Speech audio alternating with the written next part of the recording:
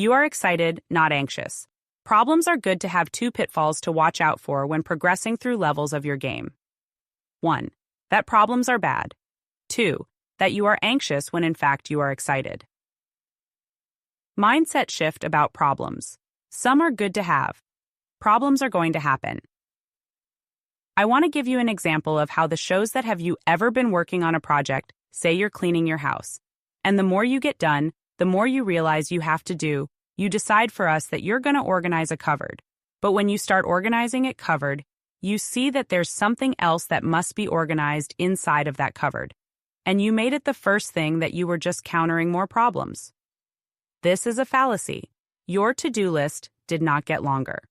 You simply revealed your next step. This is how it works.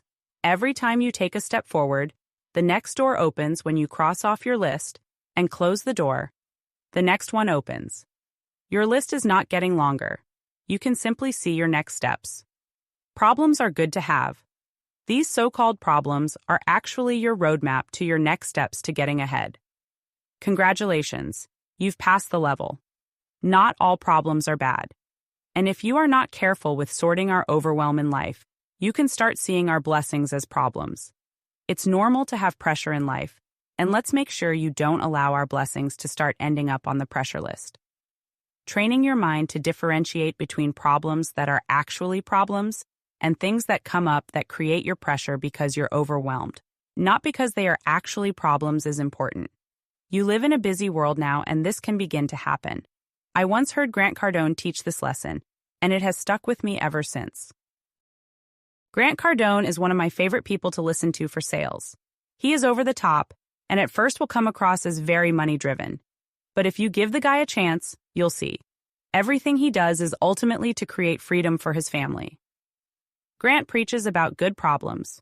Problems still, but problems that are a result of the actions you have taken and your successes in life. Your house need a new roof? Well, that's a good problem to have. You have a house that needs a new roof. There's people out there that don't even own homes. You have a good problem. Your driveway need to be shoveled for snow? Well, isn't it nice to have a driveway? That's a good problem to have. Have too many birthdays or weddings coming up? Well, isn't it a good problem to have too many friends and family members that love you and want you on their special day? The difference between excitement and nervousness. The feeling of excitement and nervousness can often be mistaken for one another. Both emotions manifest in similar physical sensations: racing heart, sweaty palms, a surge of adrenaline. However, while they may feel alike, there is a crucial distinction between the two. Understanding this difference can be transformative, allowing us to reframe anxiety into excitement and use that energy to our advantage.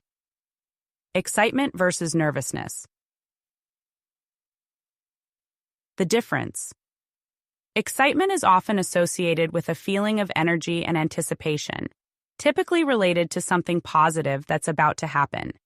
It can be thrilling and provide a rush of adrenaline, but it's a feeling that's generally welcomed and sought after.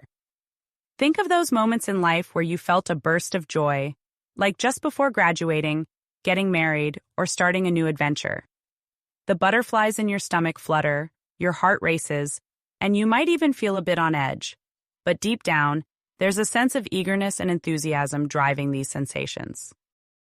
Nervousness, on the other hand, is often linked to unease or anxiety. It is usually accompanied by feelings of uncertainty and fear, often in response to situations perceived as threatening or risky.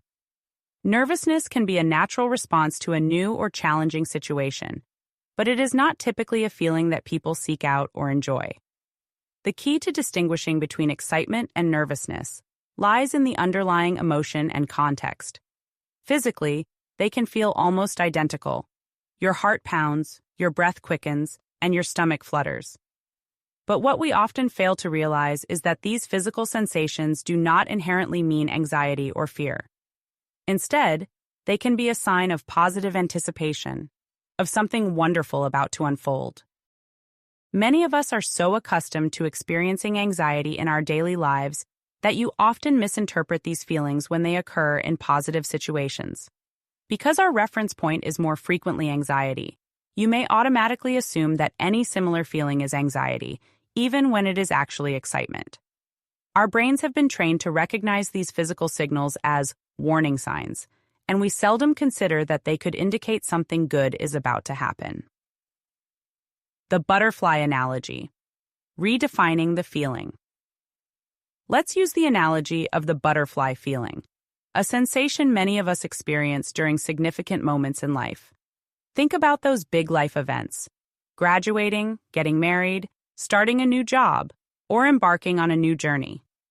Each of these moments can evoke a fluttering sensation in your stomach, similar to the feeling you get when you're anxious. However, these butterflies are not a sign of anxiety, but of excitement.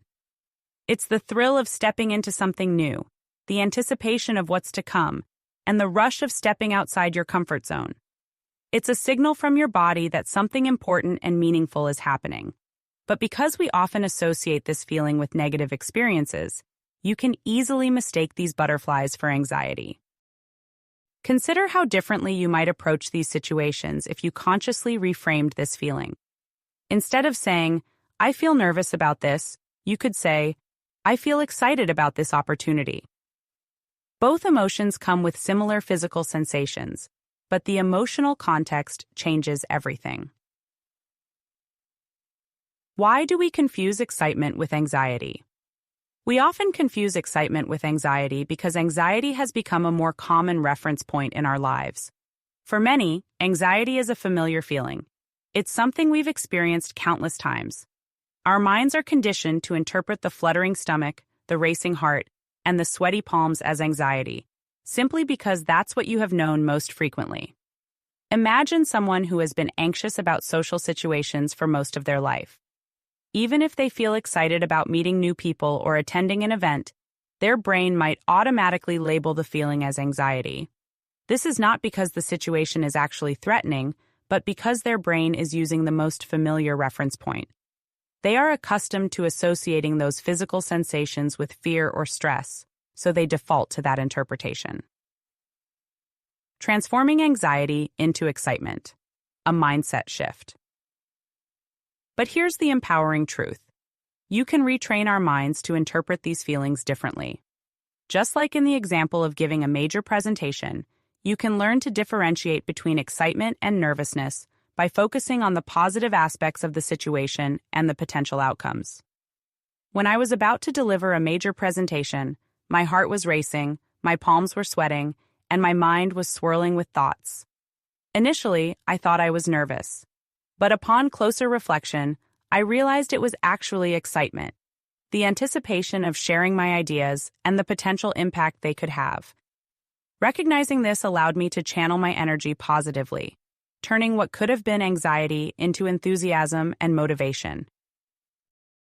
Practical steps to reframe the feeling. 1. Acknowledge the physical sensations. Notice the signs: your heart racing, the butterflies in your stomach, the adrenaline.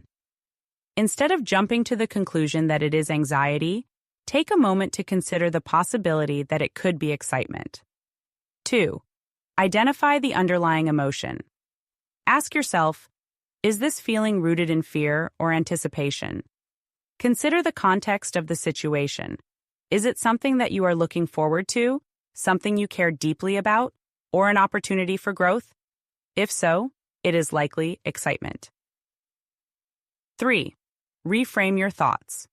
Replace anxious thoughts with positive affirmations. For example, instead of saying, "I am scared about what will happen," try saying, "I am excited to see what this new experience will bring." 4. Visualize a positive outcome. Picture yourself succeeding or enjoying the outcome of the situation. Focus on the joy, satisfaction, or fulfillment you will feel once you navigate this moment. This visualization can help shift your perspective from anxiety to excitement. 5. Practice positive self-talk. Remind yourself that the physical sensations you are feeling are normal and can be a sign of something good. Repeat affirmations like, "I am excited about this opportunity," or "I welcome this feeling as a sign of growth and possibility." 6. Embrace the butterfly feeling. Next time you feel those butterflies in your stomach, pause, and smile. Recognize that this feeling is a part of the journey. It's a sign that you are alive, engaged, and stepping into something meaningful. It is your body's way of telling you that something significant is happening, and you are ready for it. Exercise. Chart your feelings. Download the chart to help you distinguish between anxiety and excitement in various situations. By recognizing the difference between excitement and nervousness, you can approach new situations with a more positive mindset. Instead of allowing nervousness to take over, focus on the excitement and anticipation that come with new experiences. This shift in perception can help turn nervousness into a positive force, driving motivation and success. Remember, your body's signals can be reframed. The next time you feel those butterflies, embrace them as excitement and step confidently into the opportunities ahead. Level complete. You have just leveled up. Continue to the next lesson.